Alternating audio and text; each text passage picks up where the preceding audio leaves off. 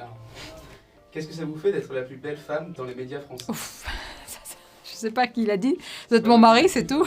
Écoutez, je suis contente parce qu'entre Jean-Jacques Bourdin et moi, il y avait de la concurrence apparemment.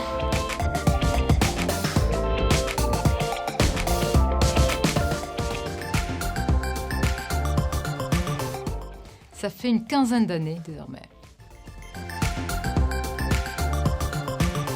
Boussole. Témoigner. Mais est-ce qu'elle ne vous a pas parfois trompé dans une défense trop passionnée et aveugle du criminel et terroriste Cesare Battisti? Est-ce que cette boussole ne vous a pas parfois trompé non. quand vous aviez un militantisme interventionniste en Libye Non, qui a provoqué non. le chaos dans la région? Non. Je pense la réactivité, la pugnacité et une forme de cohérence quand même pour ne pas changer d'un jour à l'autre.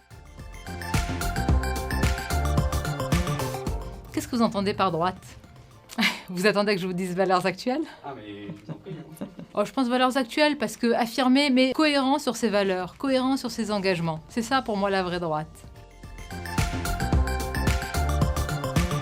Bon, je pense dans l'incohérence dans ses engagements libération.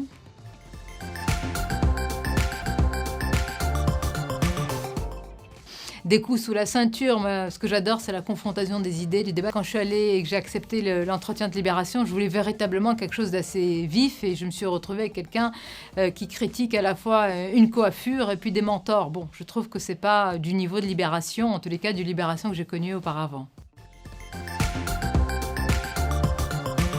Vous voyez, soutien, c'est assez incroyable parce que moi qui me défends d'être une victime, je suis passée pour ce que je ne veux pas être, mais j'ai reçu, on va dire, des marques d'amitié, de respect, de droite, mais aussi de gauche, vraiment à la gauche, de gens du gouvernement, de l'opposition. La question de respect et des idées, elle transcende toutes ces étiquettes-là.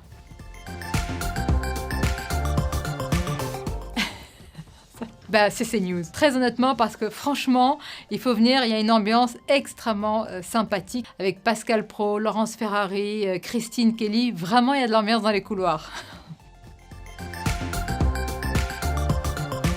Je crois que c'est à l'image un petit peu malheureusement de la société. Alors c'est très difficile de donner des leçons sur le bon sens. Je pense que les médias en manquent tout simplement parce qu'ils ne voient pas la société telle qu'elle est. Ils la voient parfois avec des lunettes idéologiques. Et si on retirait un petit peu ces lunettes, il suffit de pas grand-chose, mais il suffit de retirer ses œillères pour voir le bon sens qui est près de chez vous, pour reprendre une formule.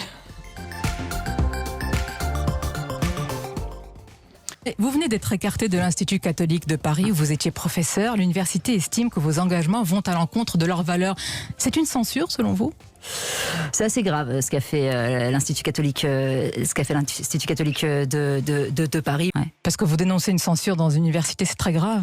Mais pourquoi ne pas l'avoir aussi dénoncé lorsque la philosophe Sylviane Agacinski a été censurée à l'université de Bordeaux pour ses positions qu'elle est libre d'avoir contre la PMA?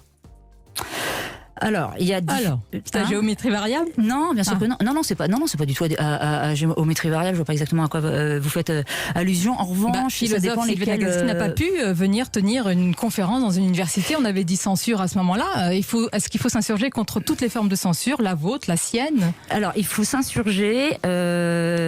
Attention, parce que c'est Parce que je pense que c'est ce que les auditeurs attendent. À quoi ça sert qu'un responsable politique passe d'un média à un autre pour que l'auditeur, qui peut aussi zapper d'un média à un autre, entende la même chose? Il y a aujourd'hui des tribunes et des meetings pour faire passer ces idées, mais que dans un entretien politique et dans un média, il faut aller au cœur du problème, il faut mettre ses tripes sur la table et c'est ce que j'essaie de faire avec l'invité.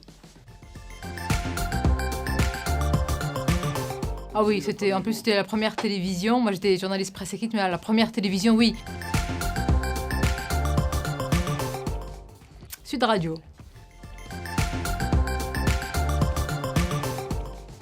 Arte. Les deux, mon capitaine.